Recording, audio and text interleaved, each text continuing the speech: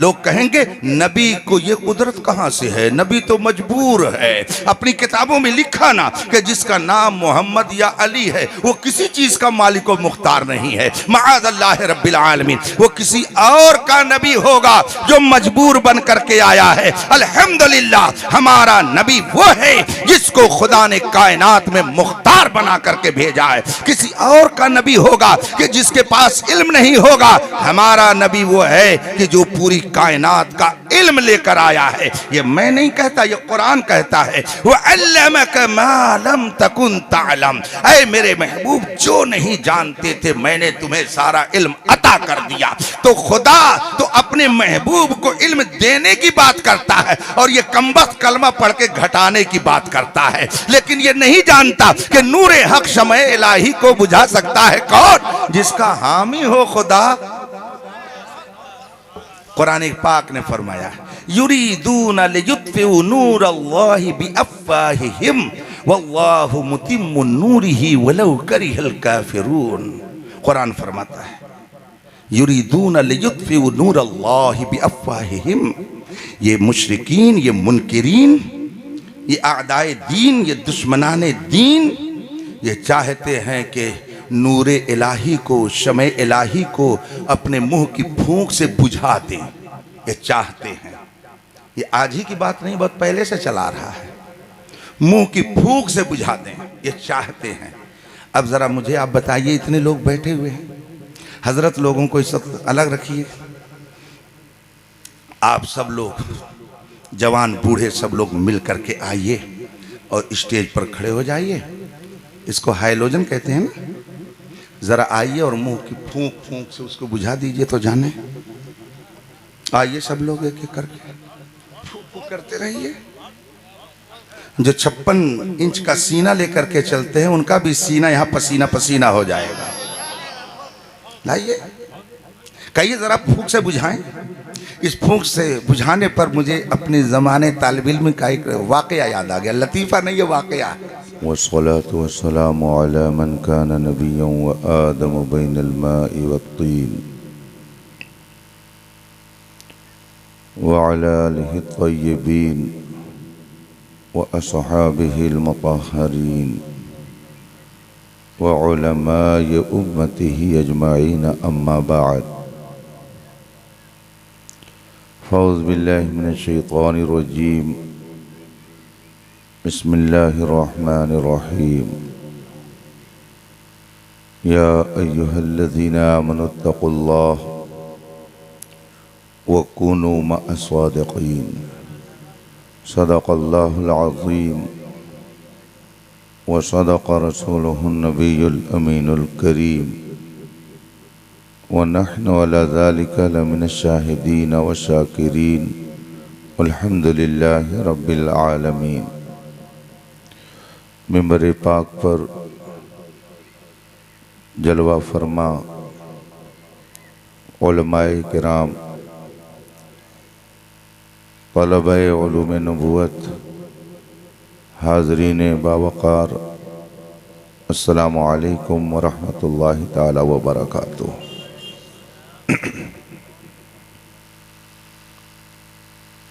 हज़रात,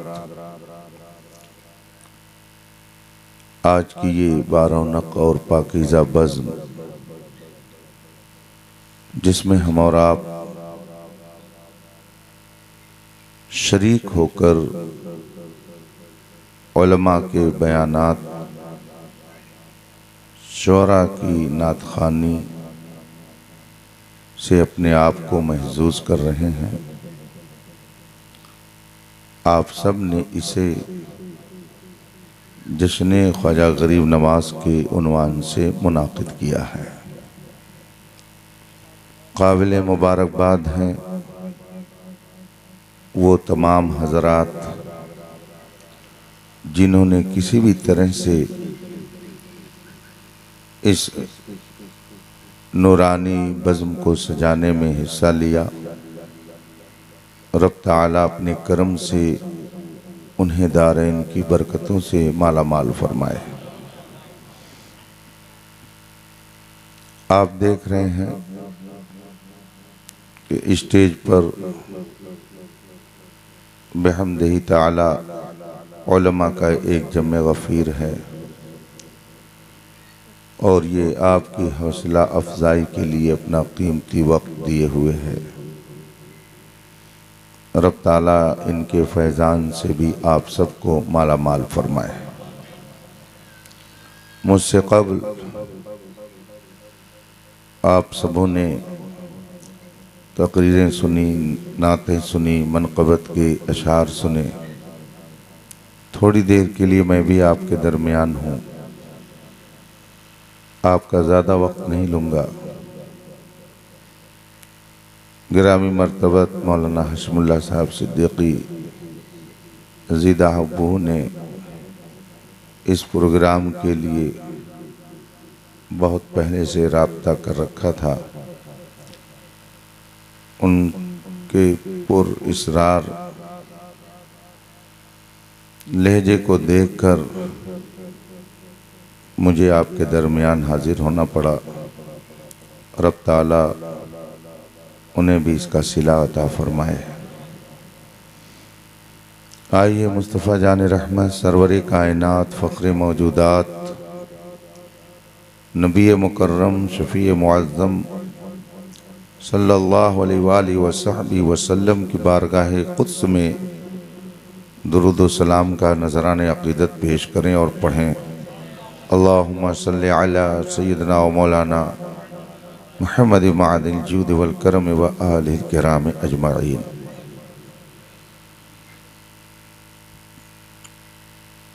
हज़रात, आप सब ने दुनिया इस्लाम की एक अजीम शख्सियत की बारगाह में अपनी मोहब्बतों का नजराना पेश करने के लिए इस बज़्म को सजाया है। जिस ज़ात ने अपना वतन, अपना घर बार, अपने आबाई मुताल्लिकीन को सिर्फ इसलिए खैरबाद कहा कि रसूल पाक सल्लल्लाहु अलैहि वसल्लम का पैगाम दुनिया में पहुंचाया जाए।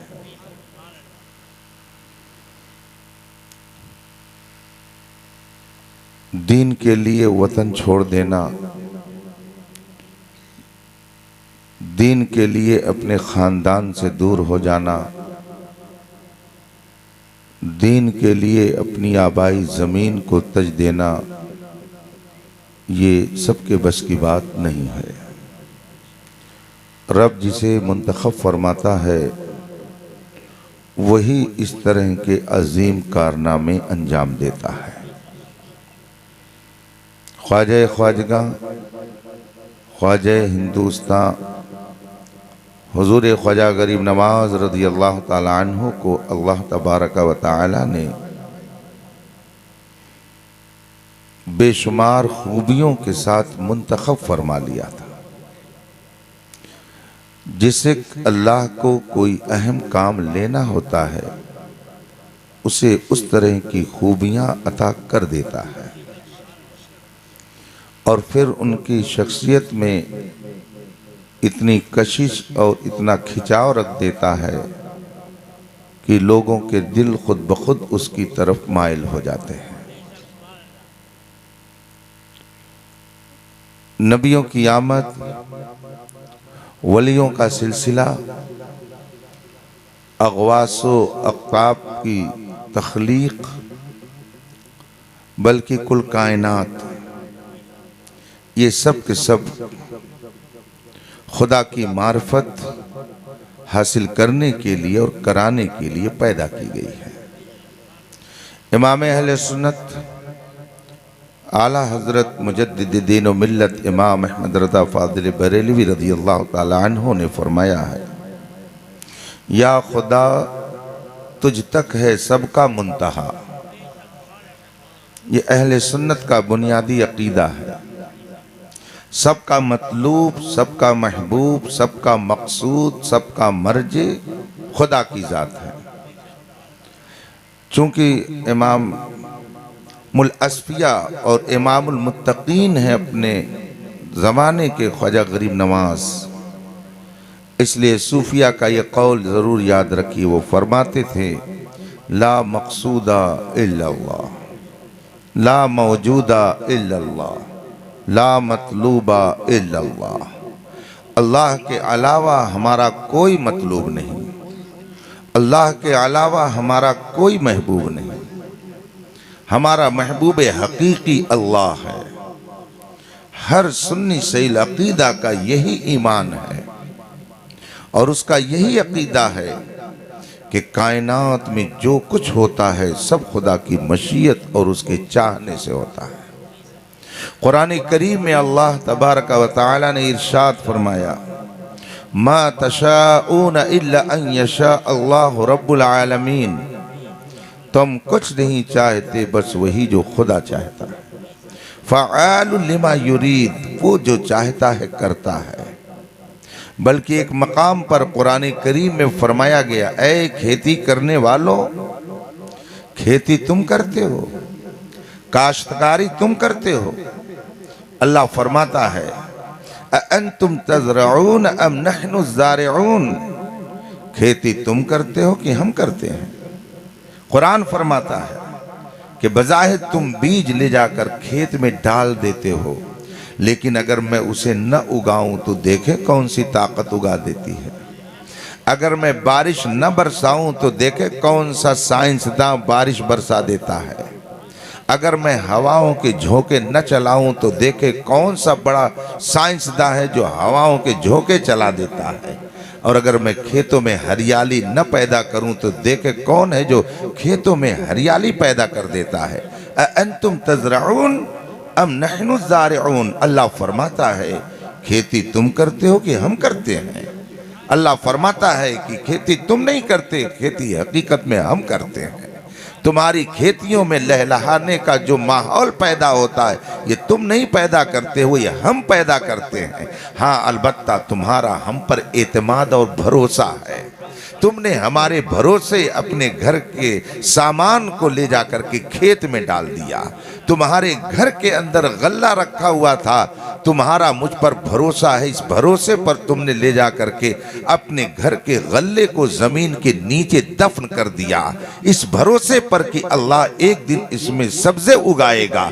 तो जब तूने मुझ पर एतमाद किया तो मैंने तुम्हारे एतमाद के मुताबिक तुम्हें वो फल दिया कि तुमने थोड़ा सा ला करके खेत में रखा था और उसका कई गुना मैंने पैदा करके तुम्हें अता कर दिया है। इसलिए अअंतुम तज़रऊन अम नहनु ज़ारिऊन, खेती तुम करते हो कि हम करते हैं, अल्लाह फरमाता है। इसलिए हर बंदे मोमिन का ये अकीदा है कि कायनात में जो कुछ होता है सब खुदा की मशीयत और उसकी कुदरत से होता है। हर मोमिन का ये अकीदा है कि खुदा वो है जिसे कोई शय पोशीदा नहीं है। सूरज चमक रहा है, चांद चमक रहा है, सितारे झिलमिला रहे हैं, दरिया में रवानी है, दरख्तों के अंदर हरियाली है, ये सब खुदा की कुदरत और उसकी मशीयत से है। लेकिन इंसान अपनी फितरत के मुताबिक जिसको मानता है उसको देखना चाहता है, या यूं कह लीजिए कि जिसको देखता है उसी को मानता है। बगैर देखे मानना ये सबके बस की बात नहीं है। डॉक्टर इकबाल ने कहा है कोई फिर मानता बिन देखे खुदा को क्यों कर, यानी खुदा को आदमी देखना चाहता है कि मैं उसे देखूं तब मानूं। ये अपनी हैसियत से बढ़ करके सोच है। और याद रखिए जो अपनी हैसियत से बढ़ के गुफ्तगू करता वो मुजरिम होता है। अगर 4th क्लास का कोई आदमी डीएम साहिब की ज़बान में गुफ्तगू करे तो वो मुजरिम हो जाएगा। डीएम के यहाँ का चपरासी अगर डीएम से डीएम के अंदाज में गुफ्तगू करेगा वो खतावार समझा जाएगा। उसका जो मकाम है उसी के मुताबिक उसको गुफ्तगू करनी चाहिए, डीएम की बराबरी उसे नहीं करनी चाहिए। हर एक को अपनी हैसियत के मुताबिक गुफ्तगू करनी चाहिए। कुरान करीम में एक वाक़या जिक्र है। अल्लाह तबारक व तआला ने एक कौम का हाल बयान फरमाया है जो बड़ी बदमाश कौम, और आज भी ये पूरी दुनिया को परेशानी में मुब्तला किए हुए है। बल्कि पूरी दुनिया में जो आज तबाही है, बर्बादी है, इंतशार और इख्तिलाफ है, कहीं ना कहीं से उसी से जा करके सब का सिरा जुड़ता है जिसे यहूदी कहा जाता है। ये वो बदमाश कौम है कि जिसने नबियों को कत्ल किया है। वो बेहुदा कौम है कि जिसने अल्लाह की नेमतों को पाकर बजाय शुक्र अदा करने के हमेशा नाशुक्री से काम लिया है। इसीलिए अल्लाह ने इस कौम को कभी बंदर बना दिया, कभी खिंजीर बना दिया और कभी ऊपर से आग की बारिश करके इनके वजूद को खत्म कर दिया। इस कौम ने एक मौके पर हजरत मूसा अलैहिस्सलात व तस्लीम से कहा, मूसा आप कहते हैं कि हमारा एक खुदा है, हम कैसे माने कि खुदा कोई चीज है। अरे नल्लाह जहरतन, अपने खुदा को हमें खुल्लम खुल्ला दिखा दो। अरे नल्लाह जहरतन, खुल्लम खुल्ला हमें खुदा को दिखाओ तब हम मानेंगे, बगैर देखे हम नहीं मानेंगे। आज भी कुछ लोग ऐसे हैं जो इस तरह की बातें करते हैं। साइंटिफिक दौर में, इस साइंस की तरक्की के जमाने में अगर इस तरह की बात कोई करता है तो उसे अक्लमंद नहीं कहा जा सकता। वो बेवकूफ़ी के आला दर्जे पर है जो ये कहे कि जब तक देखेंगे नहीं तब तक मानेंगे नहीं। आप खुली हुई फजा में बैठे हैं, बताइए हवा खा रहे हैं, हवा खोरी कर रहे हैं, मगर हम में से कौन है जो हवा को देख रहा है? कोई नहीं है जिसे हवा नजर आए, लेकिन उसके बावजूद सब मानते हैं कि हवा का वजूद है। इसका मतलब है कि जो चीज मौजूद हो उसका दिखना कोई जरूरी नहीं है। बेशुमार चीजें ऐसी हैं कि जो दिखती नहीं है मगर इंसान उसे तस्लीम करता है। बल्कि अगर कोई शख्स इस तरह की बात कहता है कि जब खुदा है तो दिखता क्यों नहीं है, तो आपको पहले उससे यही सवाल करना चाहिए कि भाई आप अक्ल से बोल रहे हो, सोच समझ करके बोल रहे हो कि अक्ल से पैदल होके बोल रहे हो? आपके पास अक्ल है कि नहीं है? तो ऐसा तो नहीं कि वो कहेगा कि नहीं मैं पागल हूँ, मैं बेवकूफ़ हूँ, मेरे पास अक्ल नहीं है। वो कहेगा कैसी बात आप करते, मैं आपको पागल दिख रहा हूँ? अल्हम्दुलिल्लाह मेरे पास अक्ल है। और अगर खुदा के वजूद का वो इनकार करता है तो अल्हम्दुलिल्लाह वो कहेगा ही नहीं, कुछ और बोलेगा। लेकिन अगर उसने कहा कि मेरे पास अक्ल है तो आप उससे फौरन सवाल कीजिए कि अगर तुम्हारी अक्ल तुम्हारे पास है तो मुझे दिखाओ। जब तक देखूंगा नहीं तब तक मानूंगा नहीं कि तुम अक्ल वाले हो। आदमी के पास अक्ल है मगर अक्ल दिखती नहीं है और सब मानते हैं। कौन है जो नहीं मानता? इतने लोग यहाँ पर मौजूद हैं, कोई किसी की अक्ल को देख नहीं रहा मगर सब मानते हैं। गैर मुक़ल्लिद कहता है कि नबी अगर जिंदा है तो दिखते क्यों नहीं है? अरे बेवकूफ, देखने के लिए आंख चाहिए। आंख वाले तेरे जलवे का तमाशा देखे, दीदे कोर को क्या आए नजर क्या देखे। आप फजा में देखिए कुछ नहीं दिख रहा है, लेकिन अगर खुर्दबीन लगा करके देखिए, दूरबीन लगा करके देखिए तो न जाने कितनी चीजें नजर आ जाएंगी। इसका मतलब है आम लोगों की नजरें और हैं और खुर्दबीन और दूरबीन जो लगा ले उसकी नजर और है। अगर दुनिया का ये हाल है कि हमारी और आपकी आंखें बहुत सारी चीजें नहीं देखती हैं, साइंस वाले उसे देखते हैं, तो आपको ये मान लेना चाहिए कि नबी की जिंदगी बिलाशुबा बरहक है, मगर उन्हें जिंदा देखना हर एक के बस की बात नहीं है। जो वो आंख खुदा की तरफ से पाते हैं वही उस महबूब का दीदार पाते हैं। आंख वाले तेरे जलवे का तमाशा देखे, दीदे कोर को क्या आए नजर क्या देखे। बहुत सारे लोग कहते हैं अगर खुदा है तो दिखता क्यों नहीं है। ये बेअक्ली की बात है। हजारों चीजें हैं जो हमें दिखती नहीं हैं मगर उसके बावजूद हम उसको तस्लीम करते हैं। इतने लोग यहाँ बैठे हैं, आप बताइए हांगकांग किसने देखा है? इतने लोग यहाँ पर मौजूद हैं, आप बताइए कि आप लोगों में कनाडा किसने देखा है? मगर उसके बावजूद सब कहते हैं कि हांगकांग भी एक शहर है, कनाडा भी एक शहर है। अरे बेवकूफ हो, इस दुनिया में रह करके जो चीज सबको दिख रही है तुम्हें नहीं दिख रही है, फिर भी तुम उसको तस्लीम करते हो। अगर तुम इस दुनिया की बेशुमार चीजों को बगैर देखे तस्लीम करते हो तो इसको भी तुम्हें तस्लीम करना चाहिए कि कायनात बनाने वाली एक हस्ती है जो सबको नजर नहीं आती है, और अगर वो नहीं दिखती है तो इसका मतलब ये नहीं है कि वो मौजूद नहीं है, वो है मगर उसको देखने के लिए वो हैसियत चाहिए, वो नजर चाहिए। हजरत मूसा अलैहिस्सलातु तस्लीम से उनकी कौम ने एक मौके पर कहा, अरे नल्लाह जहरतन, ए मूसा हम खुदा को उसी वक्त मानेंगे जब आप हमें खुदा को एलानिया दिखा देंगे, खुल्लम खुल्ला दिखा देंगे, तब हम मानेंगे। चूंकि उनका ये मुतालबा उनकी हैसियत से बढ़कर था, उनकी ये बात उनकी हैसियत से बढ़ के थी, इसलिए आगे कुरान फरमाता है कि जब उन लोगों ने ये मुतालबा किया और कहा अरिनल्लाह जहरतन फअखज़तहुमुस साइक़तु बिज़ुल्मिहिम, तो उन्होंने इस जुल्म की जो हरकत की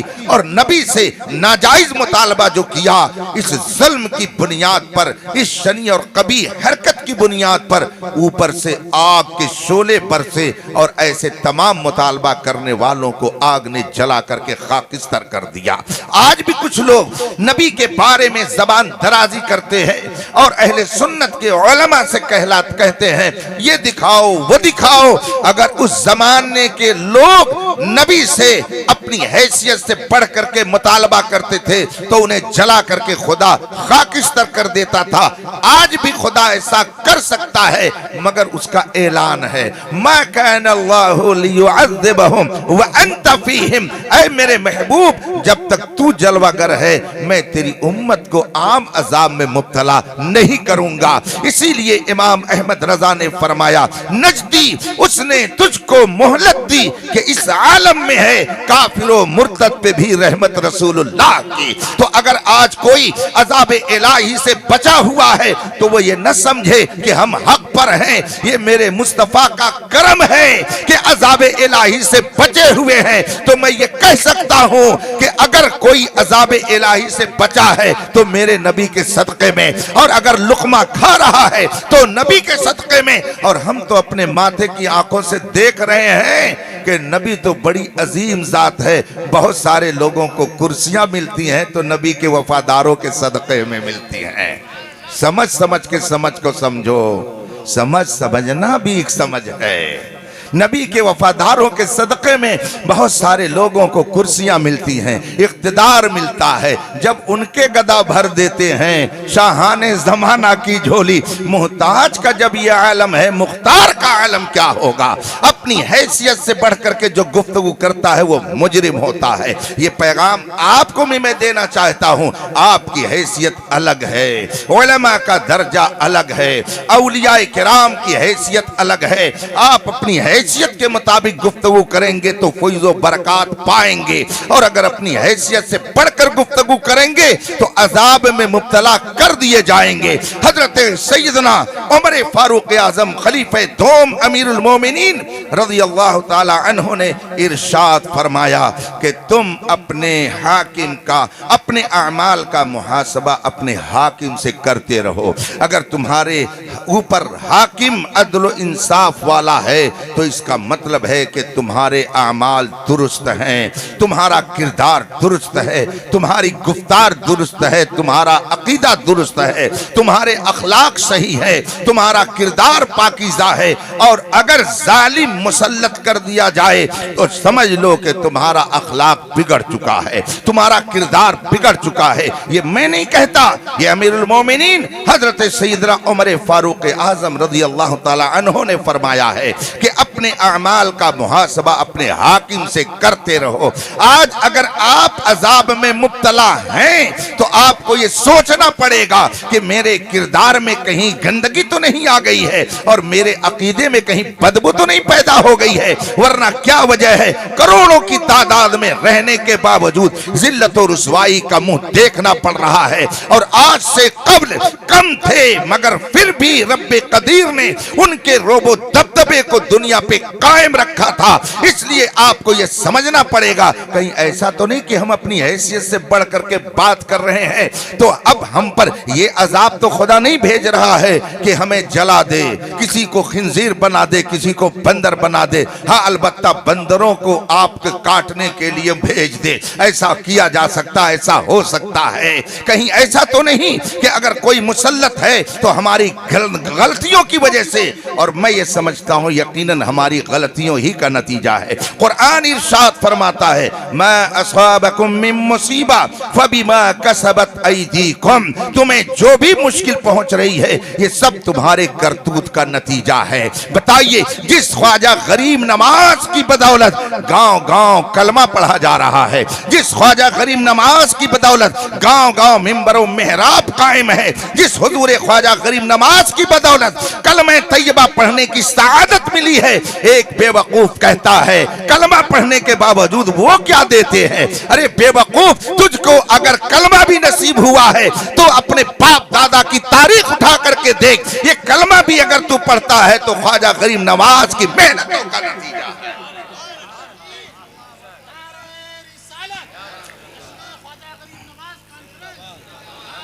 बात जरा लंबी हो गई, दूर चली गई। आदमी अपनी हैसियत से बढ़ करके बात न करे वरना वो मुजरिम होगा।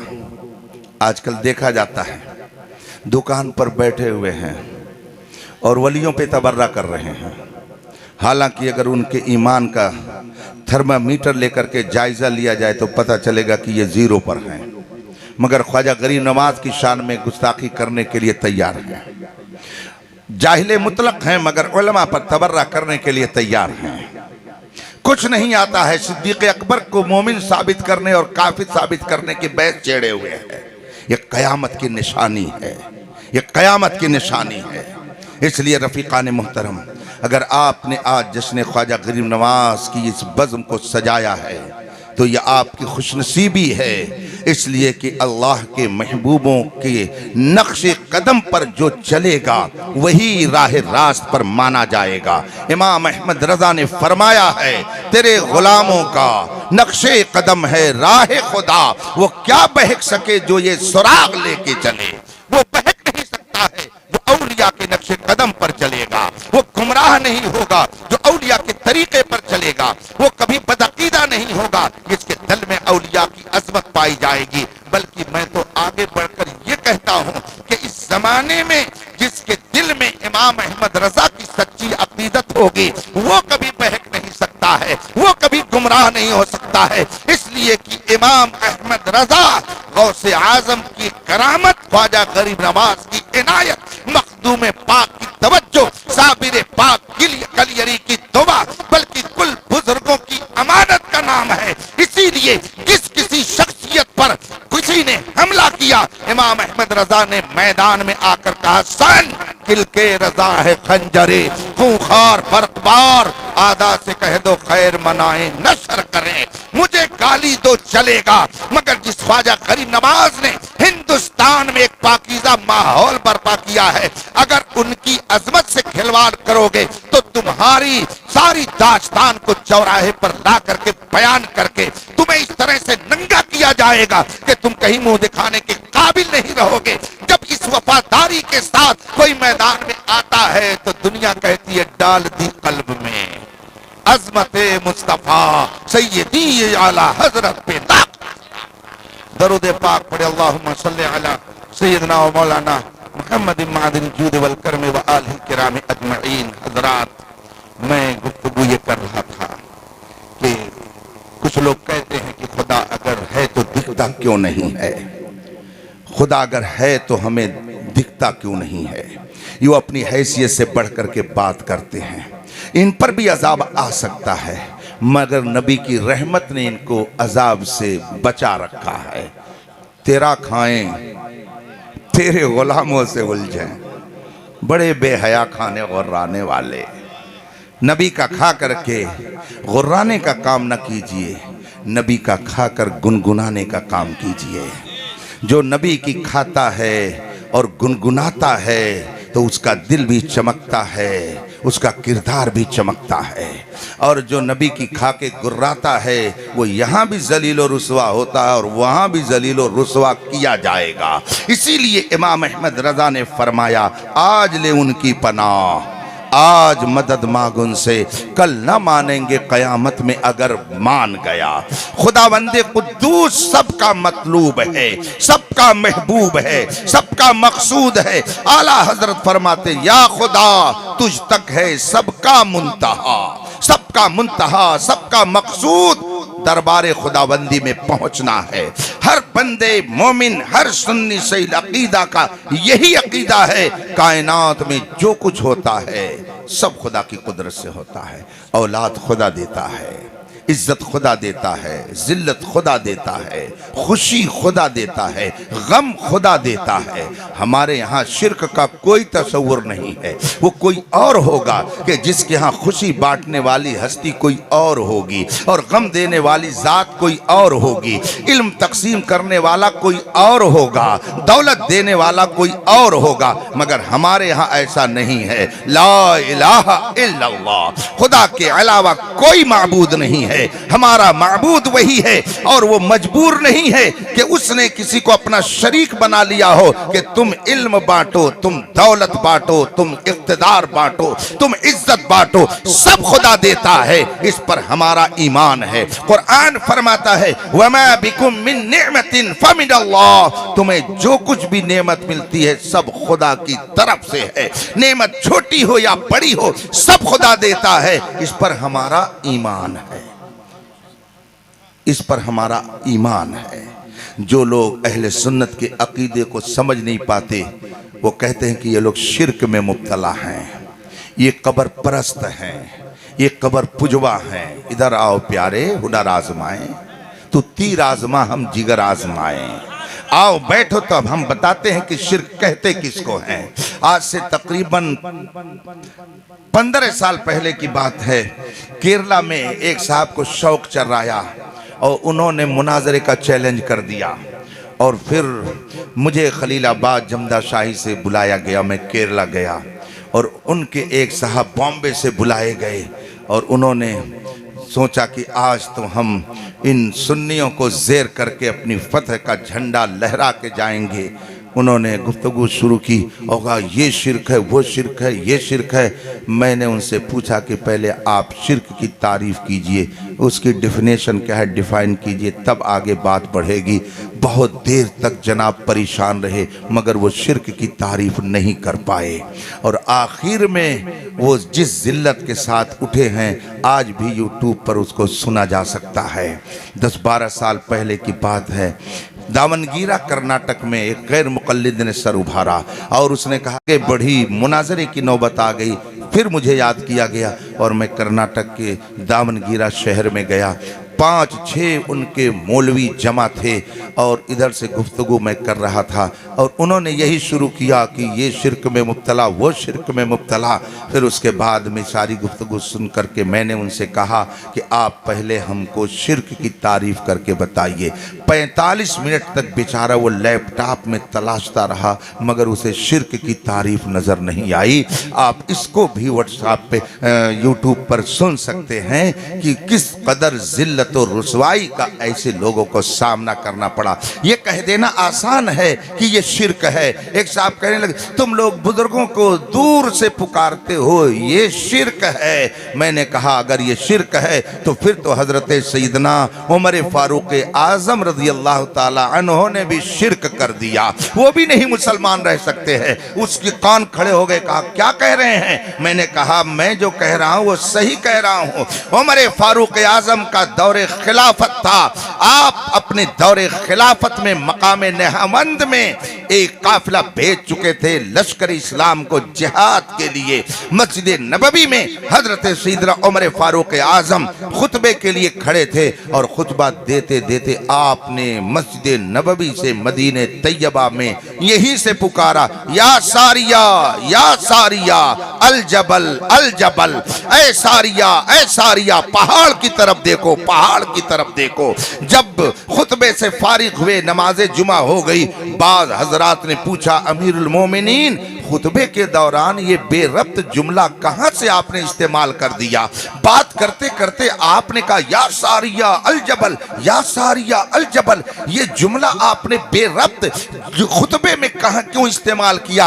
हजरत उमर फारूक आजम फरमाते हैं कि सुनो, मकाम नेहावंद जो ईरान का एक शहर है, मदीने तैयबा से कई 100 किलोमीटर दूरी पर है वो जगह। हजरत सारिया जंग के लिए वहां गए हुए थे, मसरूफे जंग थे। हजरत उमर फारूक आजम फरमाते हैं कि मैं जब खुतबा देने के लिए खड़ा हुआ और मैंने खुतबे का आगाज किया तो मैंने देखा कि सारिया दुश्मन की तरफ बढ़ रहे हैं, मगर एक टुकड़ी दुश्मनों की पहाड़ के पीछे से मुसलमानों पर हमला करने की तैयारी कर रही है। तो मैंने इसलिए उनको तंबीह करते हुए कहा या सारिया, ऐ सारिया पहाड़ की तरफ देखो, पहाड़ की तरफ देखो। मदीने में बैठ करके नेहावंद के एक मुसलमान को पुकार रहे हैं, अगर दूर से पुकारना ये शिर्क है तो बताओ उमर फारूक आजम तेरे इस फतवे के मुताबिक मुशरिक होते हैं कि नहीं होते हैं? इसीलिए तो हम कहते हैं कि जो दुनिया भर के मुसलमानों को मुशरिक कहता है, हकीकत में वही सबसे बड़ा मुशरिक हुआ करता है। ऐसे लोगों की ज़बानें औलिया की शान में तबर्रा के लिए खुलती हैं और आजकल कायदे से इनकी धुनाई हो रही है।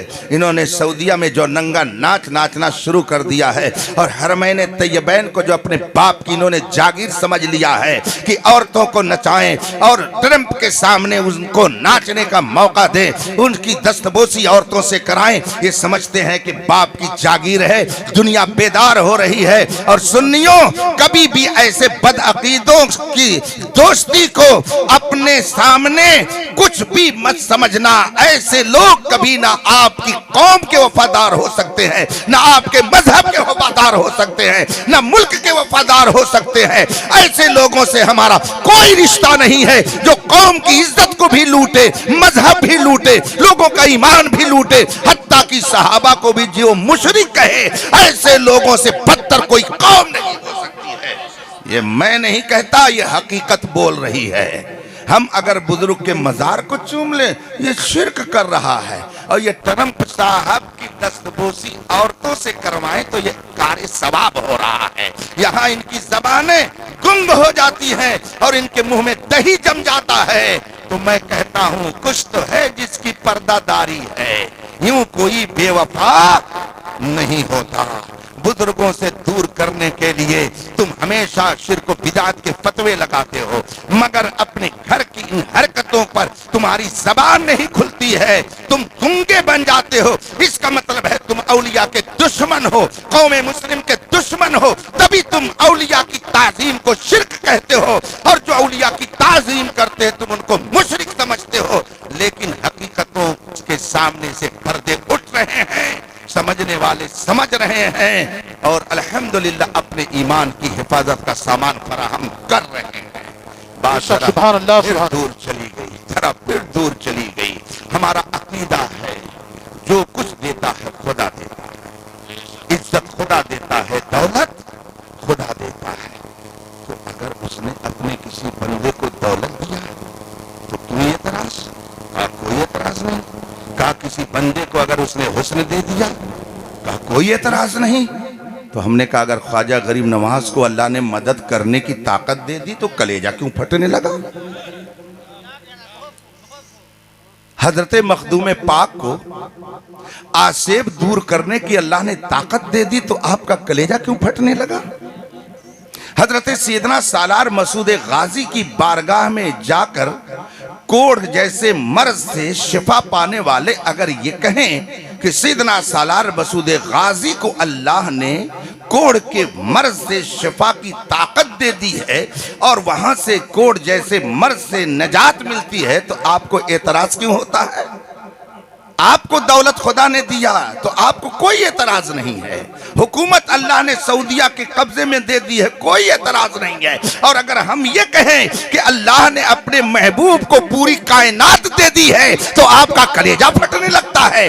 आपको खुदा ने एक मुल्क का हाकिम बनाया, मगर मेरे मुस्तफा की शान ये है कि वो मुख्तार कायनात हैं, नबी मुख्तार कुल हैं, जिसको जो चाहे अता कर दे, जमीन को आसमां कर दें, सुरैया को सरा। नारे तकबीर, नारे रिसालत, मसलके आला हजरत, खलीफे हुजूर ताजुश शरिया, खुदा सरजमीने करौता। सब खुदा की कुदरत से होता है और खुदा से कोई शय पोशीदा नहीं है। लेकिन है, इंसानों का मिजाज है कि वो चाहते हैं कि हम मानेंगे उसी वक्त जब हम उसको देखेंगे। इसीलिए अगर उस चौराहे का नाम क्या है, नहीं चौराहे का, दुबौली चौराहे पर अगर कोई वाकया हो जाए और आबादी में आकर के एक शख्स ने कहा अरे वहाँ ऐसा हो गया, तो फौरन बोलने वाले बोल देते हैं महू तो रहो भाई वहीं, मैं तो नहीं देखे हूँ, मैं तो नहीं देखे हूँ, कैसे तो कहा तो अच्छा हुआ। यानी फट से वो कहेगा, फौरन कहेगा कि मैंने नहीं देखा। यानी तुम ये बात कह रहे हो, मैं कैसे मान लूँ जब मैं खुद वहाँ था और मैंने देखा नहीं। इसका मतलब है कि आदमी मानता उसी चीज़ को है जिसको देख, या यूं कह लीजिए कि जिसको मानता है उसको देखना चाहता है। इधर से लीजिए या उधर से लीजिए, बात एक ही है। बगैर देखे मानना ये सबके बस की बात नहीं। अल्लाह को ये मालूम है कि ऐसे दहरिया मिजाज पैदा होंगे कि जब उनके सामने मुझे मानने की बात मेरे बंदे करेंगे तो वो कहेंगे कि अगर खुदा मौजूद है और उसी की कुदरत से चांद सूरज सितारे चलते हैं तो दिखाओ, उसी के इख्तियार में सब कुछ है तो दिखाओ। खुदा सब कुछ अगर जानता है, उसे कोई शय पोशीदा नहीं है तो दिखाओ। तो खुदा ने अपनी कुदरत को दिखाने के लिए, अपने इल्म को दिखाने के लिए नबियों की जमात को भेजा। अपनी कुदरत को पहचानवाने के लिए नबियों का तबका पैदा किया और उनको पावर दिया, और सबसे ज़्यादा पावर हमारे मुस्तफ़ा को दिया, इसलिए कि मुस्तफ़ा का सिक्का क़यामत तक ऐसे ही चलता रहेगा। नबी का कलमा पढ़ने वाले क़यामत तक ऐसे ही पैदा होते रहेंगे, तो उनसे मुकाबला करने वाले भी पैदा होते रहेंगे और उनको दिखाना पड़ेगा। खुदा की कुदरत को हम मानते हैं, हमारा अकीदा है कि खुदा की कुदरत ही से चांद सूरज सितारे चल रहे हैं, वजूद में आए हैं। तो हमने कैसे जाना कि खुदा की कुदरत से सब कुछ चल रहा है। अबू जहल बड़ा बदमाश था, अबू लहब भी बहुत बड़ा गुरु घंटाल था। ये इतने बदमाश किस्म के लोग थे कि ये कहने के नहीं बल्कि ये तो करने के आदमी थे। इनको सिर्फ कह कह करके नहीं समझाया जा सकता था, इनकी जब पिटाई होती थी तब इनकी समझ में बात आती थी।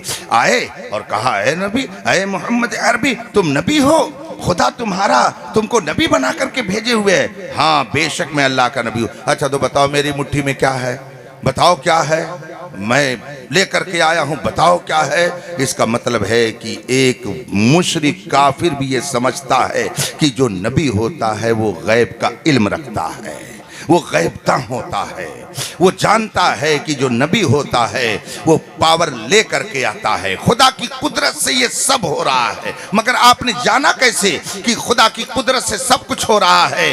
इस जानने के लिए अल्लाह ताला ने एक जरिया पैदा किया, इस जानने के लिए अल्लाह ताला ने एक वसीला बनाया कि ऐ मेरे बंदो, अगर तुम मेरी कुदरत को जानना चाहते हो और अगर तुमको इस बात की मार्फत हासिल करनी है कि चांद मेरी ताकत से चल रहा है, सूरज मेरी कुदरत से चल रहा है, तो सुनो मैंने अपना एक महबूब भेजा है और मैंने उसको ये पावर दे दिया है कि अगर वो चाहे तो चांद के 2 टुकड़े कर दे, सूरज को वापस बुला दे, दरख्त को अपनी जगह से इशारा करके अपने पास बुला ले, दरिया को अगर कह दे तो अपनी जगह खामोश हो जाए।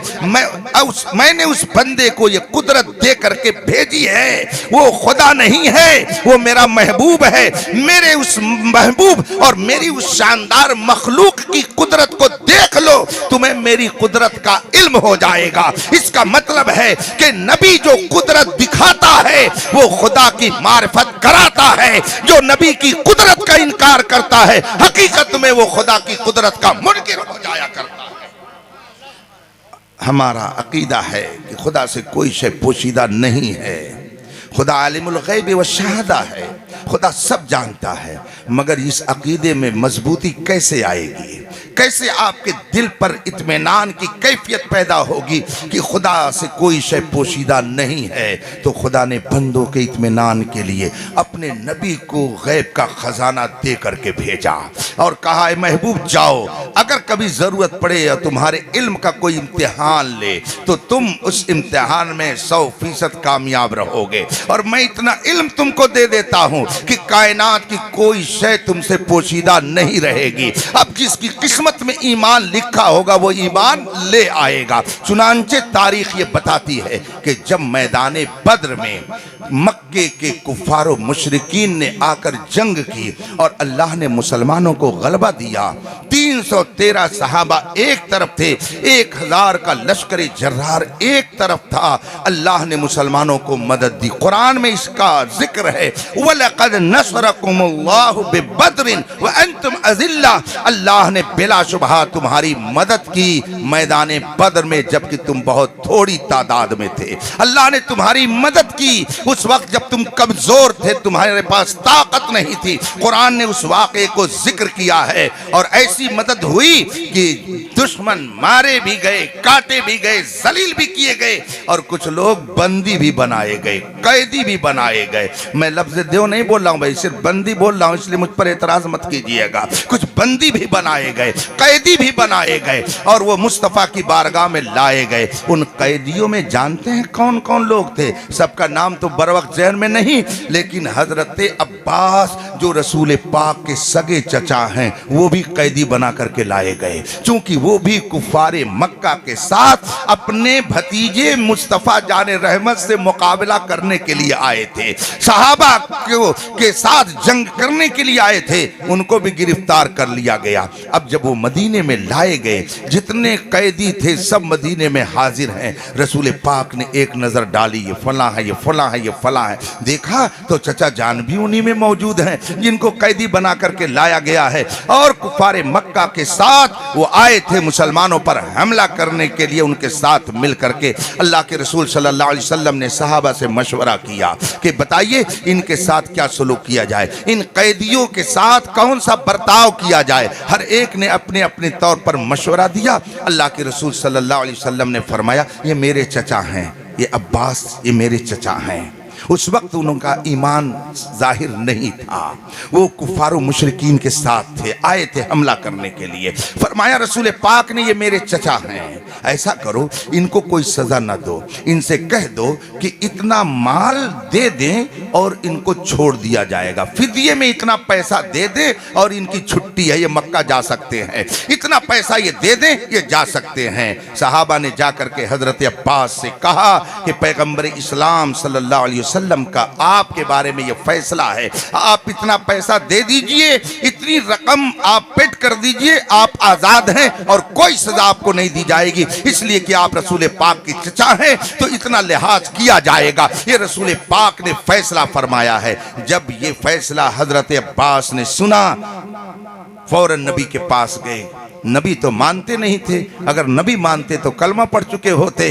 कहा, भतीजे तुमने मेरी रिहाई के लिए इतना माल मेरे ऊपर लाजिम कर दिया है कि मैं इतना पैसा दूं, इतनी रकम अदा करूं, तब तुम मुझे छोड़ोगे। मेरे भतीजे ये बताओ कि आखिर मैं इतना पैसा कहां से लेके आऊंगा, कहां मेरे पास इतना पैसा है कि मैं लेकर के आऊं। अल्लाह अकबर। हजरत अब्बास ने ज्यों ही ये कहा, मेरे मुस्तफ़ा ने इरशाद फरमाया, चचा जान याद रखिएगा, याद रखिएगा, ये तो बताइए कि जब आप मक्के से हम लोगों से लड़ने के लिए चले थे तो चच्ची को आपने पैक करके क्या दिया था, वो जरा तो बताइए कि आपने दिया क्या था चची जान को। सुभान अल्लाह। हजरत अब्बास ने इतना सुना, दिल की दुनिया बदल गई, इसलिए कि हजरत अब्बास जब जंग के इरादे से मक्के से चले थे तो उनका सामान जो उनकी बीवी के पास रखा गया था किसी और ने नहीं रखा था, खुद हजरत अब्बास ने पैक करके दिया था बीवी को और कहा था इसको रखो, अगर मैं वापस सही सलामत आ गया तो फिर इससे बिजनेस की जाएगी और अगर मैं जंग में काम आ गया तो ये तुम्हारे खर्च के लिए होगा। हजरत अब्बास कहते हैं मेरी बीवी के अलावा तीसरा वहां कोई नहीं था। मक्के में ये काम मैंने घर के अंदर किया था कि एक डब्बे में पैक करके मैंने सोना अपनी बीवी को दिया था। मदीने में रह करके मक्के के घर का जो हाल जानता हो वो आम इंसान नहीं हो सकता है, बिलाशुबहा वो रब का नबी बन करके आया हुआ है। इतना सुनना था कि हजरत अब्बास ने कलमे तैयबा पढ़कर मुस्तफा जान रहमत की गुलामी का पट्ट अपने गले में डाल लिया। कहां लोग घूम रहे हैं, वो उस वक्त मुसलमान नहीं थे, नबी के इल्म गैब का जलवा देखा मुसलमान हो गए। और आज कलमा पढ़ने वाला कहता है कि नबी को गैब की खबर नहीं है। ऐसे लोगों के दामन में कभी मत पनाह लेना। तालीम उस वो है जो बरेली के इमाम अहमद रजा दे रहे हैं, और कोई गैब क्या, तुमसे नेहा हो भला जब ना खुदा ही छुपा तुम पे करो रो तो रो। नबी के इल्म गैब को देखा, बताइए खुदा को माना कि नहीं माना हजरत अब्बास ने। इसका मतलब है कि नबी की कुदरत खुदा की कुदरत को पहचानवाने के लिए होती है। नबी का इल्म गैब खुदा की मार्फत का जरिया बनता है। नबी पावरफुल इसलिए आता है कि अगर जरूरत पड़े तो खुदा की कुदरत का जलवा दिखाए कि मैं खुदा नहीं हूं, खुदा का बंदा हूं। उस खुदा ने मुझे ये पावर दे करके भेजा है। अगर मेरे इस पावर को तो तस्लीम करते हो तो इसको भी तस्लीम करना पड़ेगा कि खुदा ही वो है कि जिसकी कुदरत से कायनात चल रही है और उसे कोई शय पोशीदा नहीं है। तो गोया नबी की कुदरत ये खुदा की कुदरत की मार्फत का जरिया है, और नबी का इल्म खुदा के इल्म को तस्लीम करने का जरिया है। मगर अल्लाह को यह भी मालूम है कि एक ज़माना ऐसा आएगा, बड़े बड़े भसाकू पैदा होंगे, नबी का कलमा पढ़ेंगे मगर नबी ही की कुदरत का इनकार करेंगे, नबी का कलमा पढ़ेंगे मगर नबी के इल्म गैब का इनकार करेंगे। और चूंकि मेरे नबी की अजमत का और इनके दीन का सिक्का क़यामत तक चलेगा, इसलिए अब नबी की कुदरत की भी पहचान होनी चाहिए। इसलिए कि ज़माना जूं जूं दूर होता जाएगा, नबी तो बज़ाहिर लोगों की नज़रों से ओझल हो जाएंगे, मगर नबी का परचम क़यामत तक जो लहराएगा तो मुखालफत करने वाले आएंगे। लोग कहेंगे नबी को ये कुदरत कहाँ से है, नबी तो मजबूर है। अपनी किताबों में लिखा ना कि जिसका नाम मोहम्मद या अली है वो किसी चीज का मालिक व मुख्तार नहीं है, माअज़ल्लाह रब्बिल आलमीन। वो किसी और का नबी होगा जो मजबूर बन करके आया है। अल्हम्दुलिल्लाह हमारा नबी वो है जिसको खुदा ने कायनात में मुख्तार बना करके भेजा है। किसी और का नबी होगा कि जिसके पास इल्म नहीं होगा।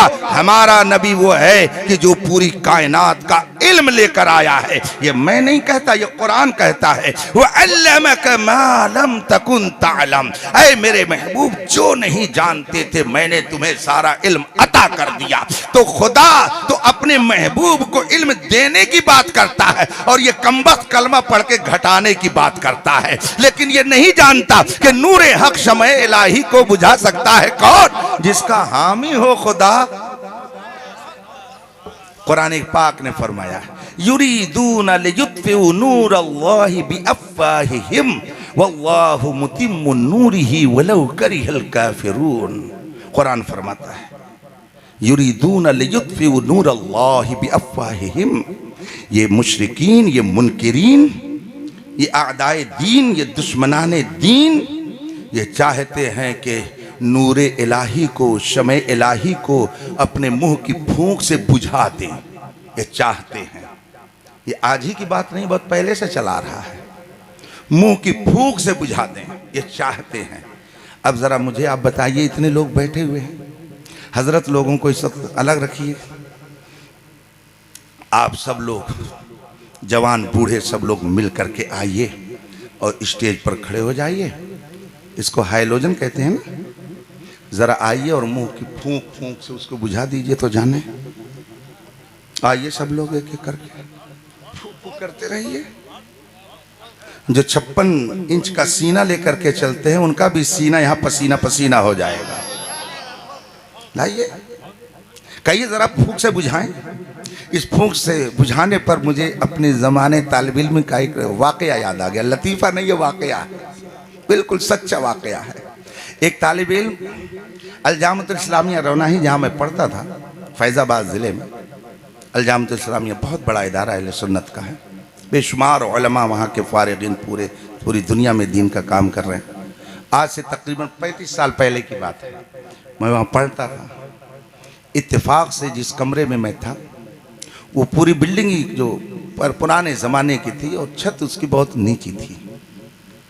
शव्वाल का महीना था, कमरे में 10-12 बच्चे रहते थे, ठंडक का मौसम था। एक नया नया तालिब इल्म आया था, लंबा कद था, लेकिन एदादिया या ऊला में उसने दाखिला लिया था। गांव का नाम अभी भी याद है लेकिन बताऊंगा नहीं ताकि उस गांव की बेइज्जती ना हो। बाराबंकी ज़िले में वो गांव है। हम सब लोग इत्तेफाक से बिस्तर में थे, ठंडक का मौसम। उसको इस्तिंजा की ज़रूरत पड़ी, वो गया, लाइट जलाया, लाइट जल रही थी, वो गया इस्तिंजा करके आया। सब लोग सोने के मूड में हो गए तो किसी ने कह दिया कि ऐसा है और बल्ब बुझा करके आओ बिस्तर पर सो। तो ये मेरे सामने की बात है, वो अपने मुंह से फूंक रहा है बल्ब को। ये लतीफा नहीं है, वाकया है। मुंह से फूंक रहा है। वो बेचारा ऐसे देहात का था कि वहां लाइट का गुजर ही नहीं हुआ था। वो जानता रहा होगा कि जैसे चराग मुंह से बुझाया जाता है ऐसे ही ये बल्ब भी मुंह से फूंक करके बुझाया जाता है। पूरे कमरे के लोग हंसने लगे। बहरहाल सब लोग मिल करके आइए और इस हाइलोजन को बुझाइए। मुंह की फूंक से बुझा नहीं सकते। अरे भाइयों जरा सोचो तो सही, जब दुनिया के एक फैक्ट्री के बने हुए एक छोटे से बल्ब और हाइलोजन को सब लोग मिल करके अपने मुंह की फूंक से नहीं बुझा सकते हैं, मेरे मुस्तफ़ा तो हिदायत के आफताब व माहताब हैं, वो हिदायत के सूरज हैं, उनको कौन अपनी फूंक से बुझा सकता है। तभी तो हम कहते हैं मिट गए, मिटते हैं, मिट जाएंगे आदा तेरे, न मिटा है न मिटेगा कभी। नारे तकबीर, नारे रिसालत, अल्लामा अख्तर हुसैन अलीमी साहब किबला, नारे तकबीर। वक्त बहुत ज्यादा हो गया, बस मैं अपनी बात को जल्दी से आपके दरमियान रख करके जाना चाहूंगा। खुदा की मार्फत और पहचान के लिए नबी का वसीला जरूरी है। खुदा की कुदरत को पहचानना है तो नबी की कुदरत को तस्लीम करना पड़ेगा। खुदा के इल्म को मानना है तो नबी के इल्म गैब को मानना पड़ेगा। नबी की कुदरत, नबी के इल्म गैब को देख करके जानकर खुदा की मार्फत हासिल होती है। और अल्लाह को यह भी मालूम है कि एक ज़माना ऐसा आएगा कि मेरे नबी की कुदरत और नबी के इल्म गैब पर भी लोग नुक्ताचीनी करेंगे और कहेंगे कि नबी ये नहीं जानते थे, नबी वो नहीं जानते थे, नबी के पास ये कुदरत नहीं थी, नबी के पास वो कुदरत नहीं थी। तो रब्बे कदीर ने अपने नबी की कुदरत को पहचानवाने के लिए जमाअते औलिया को पैदा किया। इन औलिया किराम को अल्लाह ने ताकत दे दी। चुनांचे अगर जोगी जयपाल आ रहा है तो उसका भी सर खड़ाओं से सीधा किया जा रहा है, और अगर पत्थर गिरा रहा है तो इशारे से उसको रोका जा रहा है। सैयदना शेख अब्दुल कादिर जिलानी बगदाद मुअल्ला में जलवा फरमा है। हजारों मील की दूरी पर कहीं दुश्मन उनके चाहने वाले पर अटैक कर रहा है। ख्वाजा गरीब गौसे आजम बगदाद मुअल्ला में बैठकर अपनी कुदरत का जलवा दिखा रहे हैं और लोगों को यह बता रहे हैं कि मैं खुदा नहीं हूं, नबी भी नहीं हूं, एक नबी का वफादार उम्मती हूं। मुझे ये पावर खुदा ने दिया है, मेरी कुदरत को देख करके मेरे नबी की कुदरत को तस्लीम करो। इससे तुम्हें नबी की कुदरत का इल्म हो जाएगा, तो नबी की कुदरत को पहचाना जाएगा वली की कुदरत से, और खुदा की कुदरत को पहचाना जाएगा नबी की कुदरत से। इसीलिए उलमा ने फरमाया अल विलायतु जिल्लुन नबुव्वति वन नबुव्वतु जिल्लुल उलूहियत। विलायत क्या है? जलवे नबूवत है, और नबूवत क्या है? जलवे उलूहियत है। गोया अगर किसी को जलवे नबूवत देखना है तो वलियों के दरबार में जाए, और जलवे खुदा देखना है तो वो मुस्तफा के दरबार में जाए। इसीलिए तो आला हजरत फरमाते हैं बखुदा खुदा का यही है दर, नहीं और कोई मफर मकर, जो वहां से हो यहीं आके हो, जो यहां नहीं तो आज ले उनकी पनाह, आज मदद मांग उनसे, कल न मानेंगे कयामत में। अगर ये सिलसिला है, खुदा तक पहुंचने के लिए सिलसिला है, नबियों का सिलसिला, वलियों का सिलसिला, और इस सिलसिले को जो काट देगा तो कभी भी वो खुदा तक नहीं पहुंच सकता है। याद रखिएगा, मंजिल और चीज़ है, निशाने मंजिल और चीज़ है। अभी मैं यहाँ से रोड पे जाऊँगा, दारुल अलीमिया जमदा शाही मुझे पहुँचना है। मैंने देखा एक बोर्ड लगा हुआ है, बस्ती, फ़र्ज़ कीजिए बस्ती 30 किलोमीटर, बस्ती 30 किलोमीटर आगे बढ़े, फ़र्ज़ कर लीजिए लिखा हुआ जमदा शाही 25 किलोमीटर। मैंने गाड़ी चलाने वाले से कहा कि गाड़ी रोक दो, रोक दो। उसने कहा हज़रत अभी जमदा शाही नहीं आया है। मैंने कहा अरे देखो लिखा है बोर्ड पर, पत्थर पर लिखा है जमदा शाही। उसने कहा नहीं हज़रत ये जमदा शाही नहीं है, अभी हम लोग मंजिल पर नहीं आए हैं, ये मंजिल का निशान है, यहाँ मत उतरिए, ये मंजिल नहीं है, ये मंजिल का निशान है, यहाँ मत उतरिए। मैंने कहा अरे कैसी बात करते हो, जमदा शाही लिखा हुआ, गाड़ी रोको। वो बेचारा मरता क्या ना करता, ड्राइवर है, उसको रोकना ही पड़ा। अब गाड़ी उसने रोक दी, मैं उतरा तो मैं दारुल उलूम अलीमिया की लाइब्रेरी देख रहा हूँ, कहाँ है, नज़र ही नहीं आ रही है। आलीशान नूरानी मस्जिद देख रहा हूँ मगर वो तो दिख ही नहीं रही है। शहंशाह सेठ साहब का मकान देख रहा हूँ, वो तो नज़र ही नहीं आ रहा है। सेठ अब्दुल मजीद साहब की हवेली देख रहा हूँ, हवेली देख रहा हूँ, वो तो नज़र ही नहीं आ रही है। वो बेहतरीन तालाब देखना चाहते, वो तो कुछ नज़र ही नहीं। मैंने इधर उधर देखा, मुंह लटका करके खड़ा हूँ। ड्राइवर ने कहा हज़रत क्या बात है? मैंने कहा अरे क्या बताऊँ भाई, कुछ तो दिख ही नहीं रहा यहाँ पे, कहाँ उतार दिया? कहा हजरत आप निशाने मंजिल पर उतर गए, मंजिल अभी 20 किलोमीटर दूर है। मैंने कहा चलो बैठो। अब बैठे, पहुँचे 20 मिनट के बाद तो दारुल उलूम अलीमिया का शानदार गेट दिखने लगा, अलीमी लाइब्रेरी दिखने लगी, दारुल इफ्ता दिखने लगा, शानदार मस्जिद दिखने लगी, बेहतरीन हॉस्टल दिखने लगा, बड़े बड़े मकानात भी दिखने लगे, शानदार इमारतें नजर आने लगी। हमने कहा हाँ अब पहुँचे मंजिल पर। कहा हजरत जहाँ पहले रुके थे आप वो निशाने मंजिल था, मंजिल ये है। कुछ समझा आप लोगों ने? कुछ समझा? ये बेहतरीन कपड़ा पहन लेना ये मंजिल तक पहुंचना नहीं है, मस्जिदें बना लेना ये मंजिल तक पहुंचना नहीं है, बड़े बड़े इदारे बना लेना ये मंजिल तक पहुंचना नहीं है।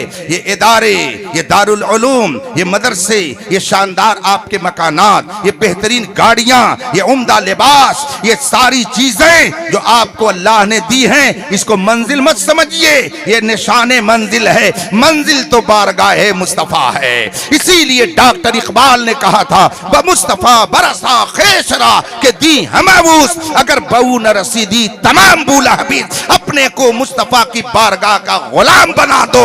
अगर तुम वहां नहीं पहुंचे तो तेरा शानदार लिबास जहन्नमी लिबास कहलाएगा, तेरी शानदार बिल्डिंग ये जहन्नम का ईंधन बनेगी। अगर तुमने अपने आप को निशाने मंजिल में गुम कर दिया तो तबाह हो गए, और मंजिल तक पहुंच जाओगे तो बहुत कुछ मिलेगा, रास्ते में रह जाओगे और ढूंढो सिद्दीक़ अकबर कहाँ है, फारूक आजम कहाँ है, उस्मान गनी कहाँ है, मौलाए कायनात कहाँ है, कोई नहीं मिलेगा। और जब पहुंचे दरबारे मुस्तफ़ा में तो सिद्दीक़ अकबर भी मिलेंगे, फारूक आजम भी मिलेंगे, आजम भी मिलेंगी, मेरे ख्वाजा गरीब नवाज भी मिलेंगे, बल्कि मेरे आला हजरत भी वही मिलेंगे और ताजुल शरिया भी वही मिलेंगे। मंजिल तक पहुंचे तो सब मिल गए और रास्ते में रह गए तो सब से छूट गए। इसलिए मुस्तफ़ा के गुलाम बन के रहिए। बिल्डिंग बनाइए लेकिन इसको मंजिल मकसूद मत समझिए। आप उम्दा लिबास पहनिए मगर इसको कामयाबी का राज मत समझिए। कामयाबी दर हकीकत मुस्तफ़ा जान रहमत की गुलामी में है। सैयदना ख्वाजा गरीब नवाज रज़ी अल्लाह ताला अन्हु ने हमें और आपको रसूल पाक की गुलामी का पट्टा अता किया। उस पट्टे को गले में डाले रहिए, इंशाअल्लाह यहाँ भी कामयाब रहेंगे और वहाँ भी कामयाब रहेंगे। वाखिर दवाना अनिल हम्दुलिल्लाहि रब्बिल आलमीन। अस्सलाम।